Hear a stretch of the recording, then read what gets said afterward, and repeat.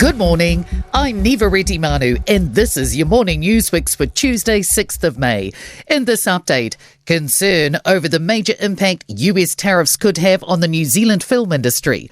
US President Donald Trump has most recently written he'd like 100% tariffs on all movies produced outside the US. Tātaki Auckland Unlimited Chief Executive Nick Hill says the screen industry is a vital contributor to Auckland's regional economy, generating $1.7 billion and employing 8,400 people. He says the industry also fosters international partnerships, including US studios, distributors and creatives. Exporters are hoping for big results from negotiations on a free trade agreement with India. New Zealand's chief trade negotiator and his team are in India this week for the first round of talks. India's GDP is expected to grow to $5.2 trillion by 2030, making it one of the world's fastest growing economies.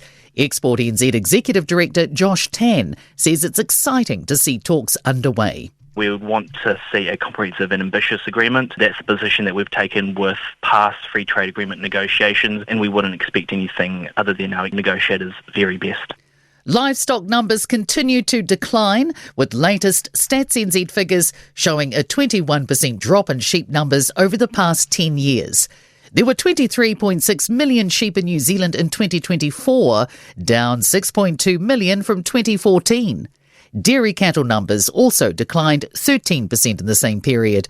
Federated Farmers Meat and Wool Chair Toby Williams told Ryan Bridge the reason for the decline is land use change with less grassland for the animals. Our big concerns really lie around the reduction in sheep numbers being driven not so much because forestry is a better land use. In some cases it is, but it's the carbon market that's really driving that forward. Questions around whether the Corrections Minister's call for longer sentences would actually reduce reoffending. Mark Mitchell has asked Corrections to look into potentially scrapping short prison sentences and replacing them with longer ones. Labour leader Chris Hipkins would like to see the data first, as evidence usually suggests a longer prison sentence carries a higher chance of reoffending.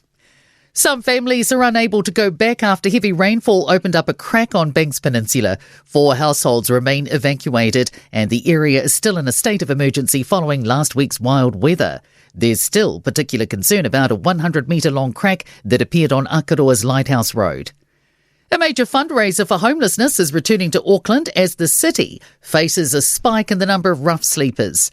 The LifeWise Big Sleep Out is being held in Auckland on July 10, after being on hiatus since it was last run in 2019.